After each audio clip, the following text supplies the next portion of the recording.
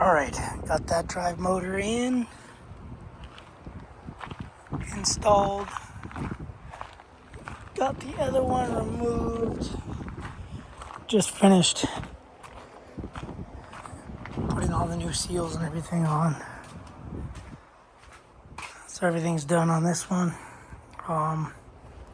Except for I have to torque those down to 225 foot-pounds. Yeah, did those. Ended up putting my lining bar. Anyway, that wasn't fun. Yep, so that one's done. I just need to probably put plugs on it, and I'm gonna wheel it out here and probably pressure wash it, but there was a little bit of fine material in there. Nothing crazy.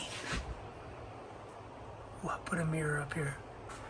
Looks like I kept going in the house with grease all over my face. The entertainment I give you. All right, guys, good afternoon, people world, whoever. Welcome back to Half Fast 719. I decided to stick this drive motor on. So this one's all on. I do have those holes plugged up. Do not have that hose plugged up. And I do not have that fitting back there is not plugged up, but I did clean up a bunch of the trash. So I'm gonna get this other motor off. I'm gonna clean up these lines as best as I can. This other side looks like it's all new. It's got new lines from Bobcat, looks like. New line.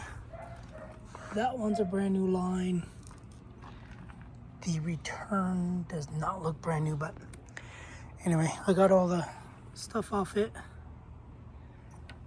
The hoses. I just gotta take all these 10 bolts off, which are, I can't remember. They are 15/16. I'm using the big boy to hopefully zap them off. If not, I gotta break them all loose with this little breaker bar. Because this is heavy duty stuff, I am using my snap-on. So I'm probably gonna try to break all these nuts loose on the backside first, and then I'll zip them all off. So anyway, I'm messing with hydraulic junk. I have this. This is how I hooked it up. I wheeled the motor with the dolly out to the engine lift because these things weigh a ton. Anyway, yeah, let me get this thing off, get it in the garage, and go from there. So, yeah, what a mess. This side I kind of cleaned up, but I can't clean up underneath this motor, so this motor does not look like it's leaking right there. So this is just going to be the same thing, just a seal replacement. Tear it all apart, clean everything up, replace all the seals, O-rings, whatever. I guess you can call it preventative. All right, guys. See you guys in the garage. It's hot out here. All right, so I got the drive motor out. It is definitely not 300 pounds because I lifted it. It's probably about, let's say 180, 200 pounds tops. So got a little bit of cleaning up to do there. Gonna bring all the tools in to clean them. I can leave that there. So, like I said, this motor is just going to get, it is going to get a reseal, a cleaning and a reseal. Oh my, it's falling out of my hand. So, I'm gonna take it all apart, clean everything like I cleaned the other one. I'm not going to paint it. I don't care enough to paint them. I do really care a lot, but I don't right now because I don't. I'm gonna grab some plugs for these in here. Plug those up. I don't even know what to do with these. Let them drain for a while. And I'll probably just wash them with water. But these are all torqued to 195, which I didn't even torque them. I zipped them down with the impact, the big impact, and I went to torque them, and they wouldn't budge anymore. So they're probably like 200 foot-pounds. So I'll take all these in. They're all hot already.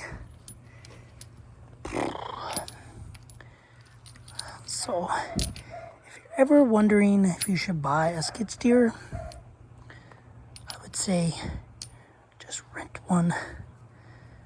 Rent one, don't own one, or buy one brand new. So, because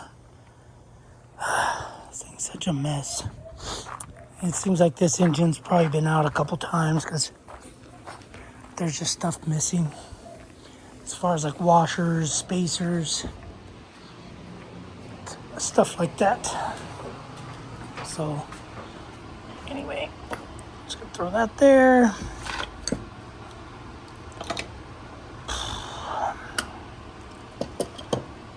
But yeah. Anyway, we got this in here. I'll probably pull this cover, start soaking stuff and cleaning it. But the main stuff I replace is gasket for the cover, the piston seal. There's another clutch or brake seal down in there, an O-ring down in here, this O-ring here. Take that back. There's no ring there. It's O-ring here, O-ring here, and then all the other stuff for the axles and stuff. I checked the fluid. Fluid's good on those axle bearings. So if the fluid's good and it's not just gushing out, it means that seal, this seal here, this big fat thick seal, that means it's good. And you kind of have to press it, get the little clips off the bearing, and then like pull the bearings. So sometimes you got to replace the bearings. All of mine look good. It actually looks really good. So that side anyway, I'm gonna leave it alone. That side was the side. Sorry, that side. That side was the side that the hydrostatic pump, which is this hydrostatic pump. There's a rotating group in here. Whoever rebuilt this, because they rebuilt it before I bought the skid steer, and they did whatever they did. They put it on backwards. They put the plate that's supposed to be cupped this way so it can rotate. They put it on backwards. It couldn't rotate, so it just ate everything. Got other videos about that. But I'm gonna wash my hands. You know what? I'm gonna tear this thing apart since I'm already dirty and tools are already dirty. So I'm gonna tear this thing all apart, get extra dirty, and possibly start cleaning it. They don't take that long to rebuild, or I say rebuild, but as long as the piston group, the rotating group inside this, as long as that looks good, there's no scarring or anything on the, it's kind of like a rotary engine, I guess you can say, where pistons come out anyway. Rotary is a triangle. But anyway, It's kind of like that. But anyway, yeah. It's hard to explain it. It shoots out, squeezes the hydraulic fluid, sends it to where it's got to go. So, yeah, I'm going to zip it all off, take it all apart, clean it up as I go. And, yeah, it'll probably be tomorrow. I'll probably start putting it back together. But since I have this out and it's dirty, some other tools out that are dirty, I'm just going to zip it all apart. So those pieces are clean for the right drive motor. Those are dirty for the left drive motor. Alright guys, I'm gonna get to it. See you guys on the next video. Thanks for watching. Subscribe, comment, do what you do. Keeping you looking for seal components for this. CRComponents. This dude ships them out super quick. So anyway, you get seal kits way cheaper. Bobcat, like $500 or $600 for this kit, for one kit, one side. I ordered two for the price of one, basically. $260 per drive motor. And yeah, alright guys, it's getting hot. I gotta get busy. See you on the next video. Thanks for watching. Subscribe, comment, do what you do. Later.